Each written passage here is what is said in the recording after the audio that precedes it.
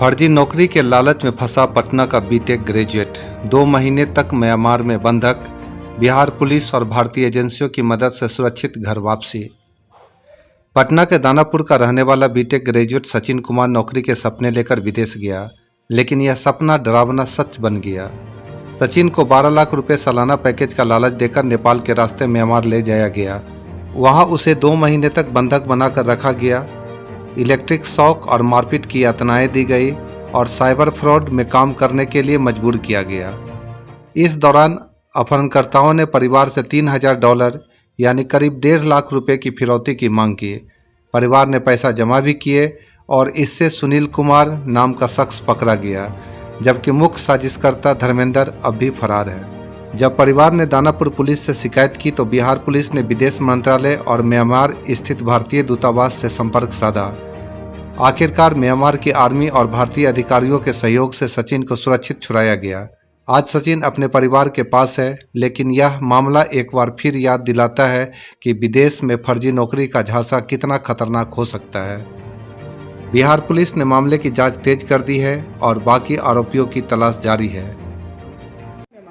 Myanmar पहुंचे हम, एक धर्मेंद्र नाम का एजेंट था। एजेंट से संपर्क हुआ टेलीग्राम के माध्यम से, और एक दूर दराज के हमारे ब्रदर थे, वो भी बोले कि तुम जाओ, ये बहुत अच्छा आईटी का काम है और वहाँ पे अच्छा पैकेज मिलेगा, 12 लाख रुपया का सालाना, फूडिंग लॉजिंग सब फ्री था। तो हम सोचे, लेकिन मेरे मन में एक ख्याल आया, क्योंकि मैं पासपोर्ट भी बनाया हूँ 2007 का, लेकिन मैं हमेशा डरता था एब्रोड जाने से, कारण कि वहाँ वर्क वीज़ा चाहिए। लेकिन हमें पता था बिना वर्क वीज़ा के नहीं जाना है, लेकिन टूरिस्ट का जो वीज़ा वो दे करके वहाँ पे हमें भेजा कि तुमको बैंकॉक में, वहाँ पे जाने के बाद बैंकॉक में आपको वर्क वीज़ा मिल जाएगा, जैसे हमारा साइन होगा 1 साल का कॉन्ट्रैक्ट, 2 साल का कॉन्ट्रैक्ट। लेकिन हुआ है के लिए आपसे पैसा भी लिया गया। क्या बोले? आपको भेजने के लिए म्यांमार, हाँ, आपसे पैसा भी लिया गया। हाँ, भेजने के लिए भी शुरू में जो भी फ्लाइट टिकट वगैरह का चार्ज था, हमसे अप्रॉक्स 1 लाख के करीब में वहाँ पे लिया गया था, 1 से 1.5 लाख के अप्रॉक्स में, ठीक है। क्योंकि हमारा भी दिमाग फर्स्ट टाइम हम नर्वस हो गए थे, मतलब क्योंकि हमें पता नहीं चल पाया, बिलीव पूरा हम कर लिए उस पर। और वहाँ पहुँचने के बाद ही मेरे साथ बहुत सारा घटना होना शुरू हो गया, क्योंकि वो जो रात का वक्त था उसी से बाय रोड ले गया, हमें पता नहीं चला कि बैंकॉक और म्यांमार एकदम सटा हुआ है। म्यांमार में भी ऐसा बना रखा है कि जंगल के बीचों बीच, जैसे मुंबई महानगर है, चेन्नई, वैसा एकदम 20-20 तल्ले का घर बना रखा है। सारा चाइना के लोग वहाँ पे हावी हुए हैं, और म्यांमार के जो लोग हैं बहुत गरीब है। वहाँ डेमोक्रेसी नहीं है, वहाँ कोई रूल नहीं है, प्रेसिडेंट रूल नहीं है। वो वहाँ लव स्कैम होता था, स्कैमिंग का वर्क है, फेक हर चीज़ होते थे। जैसे हम लोग क्रिप्टो पे काम करते थे, अमेरिका के लोगों से बात करना, नंबर मिलते थे फाइंड करके, हम लोग फाइंडर का भी काम करते थे, कस्टमर ढूंढना, फिर उससे हमारे मॉडल होती थी, वो बात करती थी, सब चाइनीज़ मॉडल होती थी। चाइनीज़ का स्टोरी होता था कि भाई हम मियामी में रहते हैं, लेकिन वो बात म्यांमार से करती थी। मियामी एक शहर है, वहाँ पे वो फैशन डिज़ाइनिंग का नाटक करके बताती थी कि 2019 में मेरा जो फैशन डिज़ाइन डूब गया, लेकिन मेरी चाची एक है जो क्रिप्टो पे बढ़ गई, तो 1000 लगाओगे 2000 आएगा।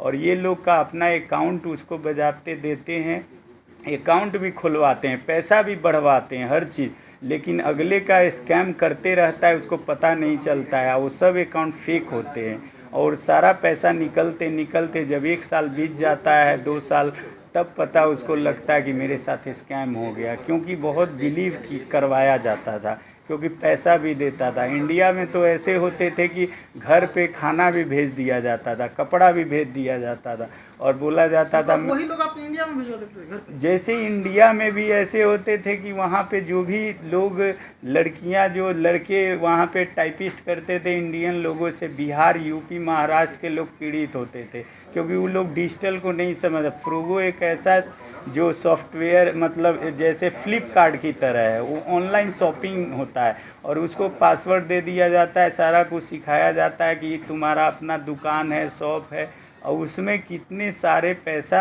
लगवाया जाता था। शुरुआत 5,000 से करते थे, 10,000 बनाता था, 20,000, 50,000, ऐसे करके ये काम को आगे बढ़ाया जाता था, जिसमें हम एक लड़की का भी फ़ोटो आप लोग को दिए हैं। आपसे फिरौती मांगने की भी बात आई है, कितना फिरौती आपसे लिया? फिरौती हम लोग को $5,000 मांगा गया था, लेकिन उसने जैसे जैसे हम लोग के घर वाले से मांगा, हमें पता भी नहीं है कि वो घर वाले से मतलब अटैच हो गया, पता नहीं। मेरे घर का नंबर निकाल के वो मांगना शुरू किया, बोला हम किडनी बेच देंगे और जीन बेच देंगे, हम लोग को मतलब आप पकड़ नहीं सकते हो, ऐसा करके मैसेज भी है, जिसका हम लोग को सारा छाया प्रति लगाए हुए हैं, FIR में भी दिए हैं, पुलिस प्रशासन को भी लगाए हुए हैं सारा कुछ। यहाँ और पुलिस से कैसे संपर्क किया आपने, कैसे बताएं आप? पुलिस को हमारे घर वाले संपर्क किए, हमने जाते के साथ सारा वहाँ का वीडियो फुटेज, मारपीट का जितना किया था सारा कुछ हमने देना शुरू कर दिया। और पटना पुलिस के सहयोग से दानापुर जो थाना है हमारा क्षेत्रीय थाना, वो लोग एकदम चौंक गए कि इस तरह का मामला है, कैसे ये हो रहा है। और मेरा सारा जो मारपीट का वीडियो पे, उसके द्वारा पूरा हरकंप में पुलिस आई और SIT का टीम गठित हुई। लगातार ये लोग एम्बेसी से, भारतीय दूतावास से भी संपर्क किए। बहुत सारे हमारे क्षेत्रीय नेता भी, दानापुर थाना के श्री राम कृपाल जी थे, पूर्व मंत्री है, उनका भी लेटर आया था हमारे पास। वहाँ घर वाले भी भेजे जब हमें रेस्क्यू किया गया। हमें रेस्क्यू में भी वहाँ 40 दिन रख लिया। म्यांमार बहुत गरीब कंट्री है, वहाँ रखने के लिए एम्बेसी द्वारा बोला गया हम 1500, 1000 से 1500 एक दिन का खाने का देते हैं। और जब तक वो हरी सिग्नल नहीं देगी, मतलब ग्रीन सिग्नल, हम जा नहीं सकते हैं। एम्बेसी बोलते हैं कि हमें भी बैठा लेगा वहाँ, क्योंकि बहुत ख़तरा है वहाँ। वहाँ 10 साल के लड़के भी वेपन, गन, बंदूक लेकर के रोड पे रहते हैं। हाँ, मारपीट पूरा हुआ है, उसका फुटेज वगैरह हम आप लोग को दे दिए हैं। पैर पे मारता था, इलेक्ट्रिक एक हॉकी टाइप का रहता था, करंट भी लगाते थे, उससे करंट से एकदम पूरा लोग जो है मैड भी हो जाते थे। कितने इंडियंस तो वहाँ पे, कुछ लोग मैड भी है। अभी भी 5 इंडियन वहाँ पे कैंप में पड़े हुए हैं, और मेरे कंपनी में अभी 15 इंडियंस पड़े हुए हैं। और हमें, जैसा कि एक दिल्ली न्यूज़ में भी आया था, हम आप लोग को दे देंगे, 29,000 लोग फंसे हुए हैं इंडिया के, जैसे कि लाओस में, म्यांमार में, कंबोडिया में, दुबई में, सारा इतने देशों में होता है। लेकिन म्यांमार में सभी लोग जाके शिफ्ट होते जा रहे हैं। म्यांमार देश में बंधक बना के रखे गए आज जो पीड़ित व्यक्ति थे सचिन कुमार, उनकी स्वदेश वापसी हुई थी। और इस घटना के संदर्भ में बृहद विवरण इस तरह से है कि 26 जून 2025 को इनकी किडनैपिंग का एक मुकदमा दानापुर थाना में दर्ज कराया गया था। और इस संदर्भ में SHO दानापुर द्वारा तत्काल FIR दर्ज करते हुए कांड संख्या 665/25 दर्ज की गई। और पुलिस के सामने जब ये मामला आया तो ये बड़ा चौंकाने वाला था।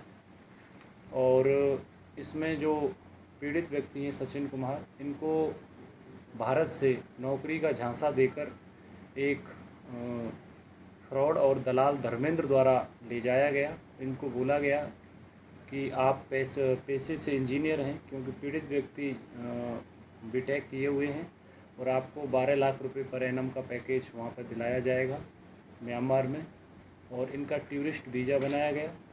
जब इनके द्वारा शक थोड़ा सा इनको हुआ कि आप टूरिस्ट वीज़ा पर आप हमें काम कैसे दिला सकते हैं, तो इनके द्वारा बताया गया कि म्यांमार में ही आपको वर्किंग वीज़ा में इसको कन्वर्ट करवा दिया जाएगा, मियावाड़ी जो जगह है म्यांमार की वहाँ पर। और इसके बाद जब इनको यहाँ से पटना से कोलकाता, फिर कोलकाता से थाईलैंड ले जाया गया, और थाईलैंड से सड़क मार्ग से इनको म्यांमार सेटल कर दिया गया।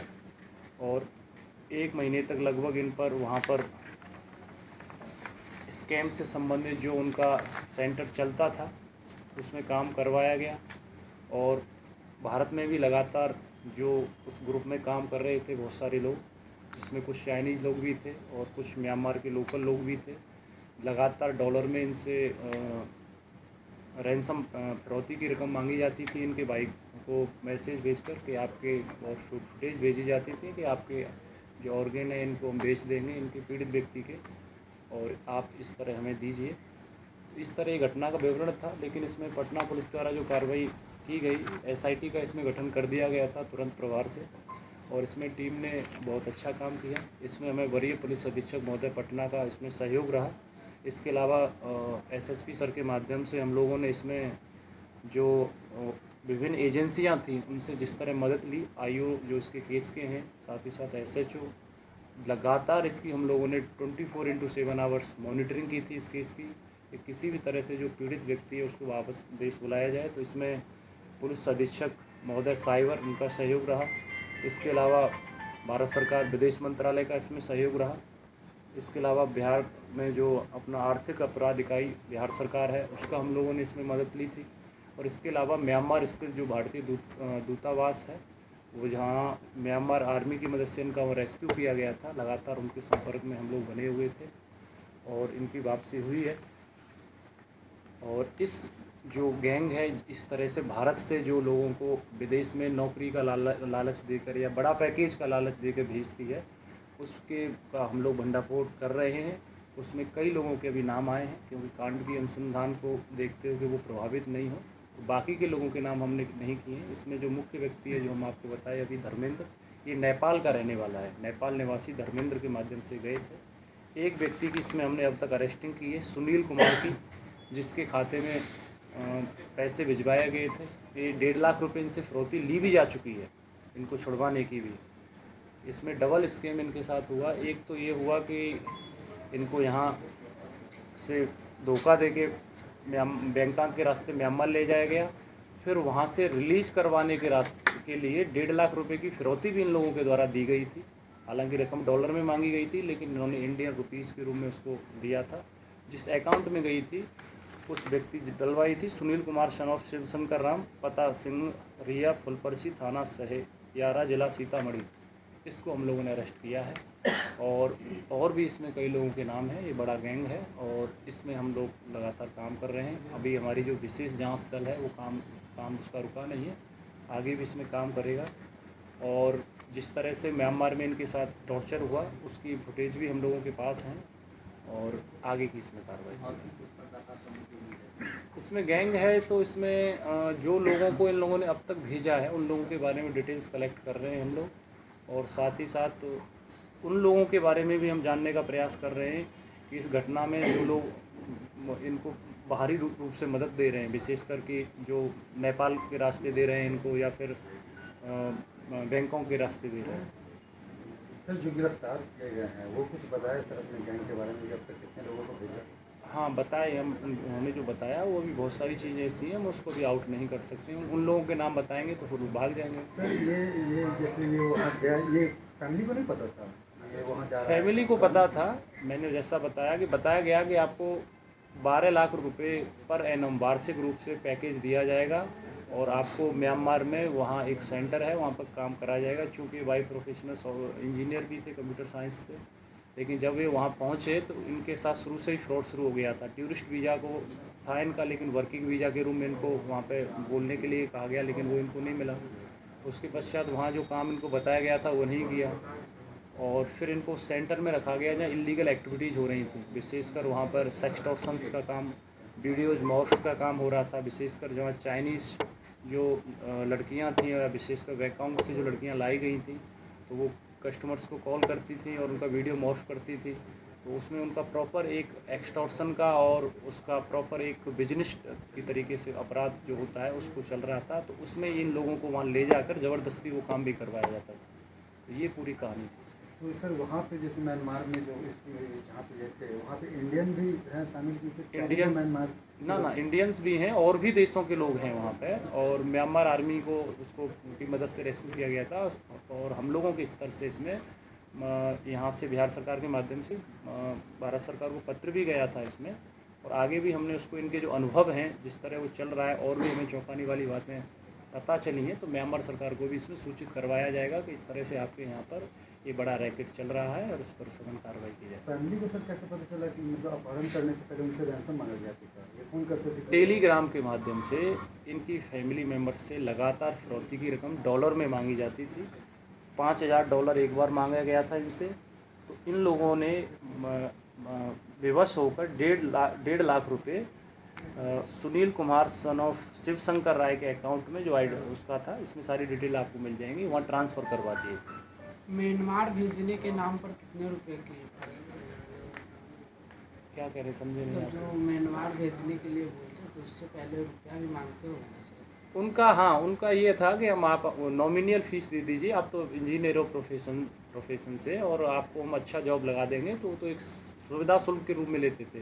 तब तक पता नहीं रहता था क्या हो रहा है, लेकिन ये प्रॉपर उनको जो पिता की तस्करी इस तरह से कहते हैं, स्मगलिंग है ना, उस तरीके से उनको वहाँ ले जाते थे। गंभीर अपराध है, इसलिए इसमें धाराएँ न्याय संहिता की 127 उपधारा 7, 143 उपधारा 2, 308 उपधारा 5, 3 उपधारा 5 लगी है। ये तो बड़ी कामयाबी है पटना पुलिस के लिए। हाँ, इसमें होना है। हम लोग रिकवरी के जो केसेज हैं उनका 24/7 आवर्स बाकी होने वाली है। लगे हुए हैं उन सारी चीज़ों में, और इसमें हम कार्रवाई आगे भी जारी रहेगी इसमें। पटना पुलिस म्यांमार जाएगी अपने म्यांमार की पुलिस के साथ? ना म्यांमार जाने की पटना पुलिस को ज़रूरत नहीं है। इनकी रेस्क्यू की बात थी, तो रेस्क्यू के लिए कोई ज़रूरी नहीं है कि वहाँ जाया जाए, उसके लिए प्रॉपर चैनल बने हुए हैं। एसएसपी सर के ऑफिस के माध्यम से हम लोगों ने कई जगह पत्राचार किया, जैसे मैंने आपको अभी बताया था, आर्थिक अपराध के बिहार और पुलिस अधीक्षक साइबर, इसके अलावा विदेश मंत्रालय भारत सरकार और म्यांमार स्थित भारतीय दूतावास, जहाँ के नंबर्स हेल्पलाइन नंबर हम लोगों को दिया गया था, उससे लगातार हम लोग कांटेक्ट में थे। रेस्क्यू तो इनको 1 महीने पहले ही कर लिया गया था, लेकिन वहाँ कैंप में रखा गया था, जो इनका पुनर्वास केंद्र था। बारिश थी और उतनी संख्या में लोग नहीं थे कि इनको तुरंत किया जा सके। 1 महीने पहले ही हम लोगों को सकुशल ले लिए थे वहाँ, लेकिन अच्छे पुनर्वास केंद्र में ये थे वहाँ पर।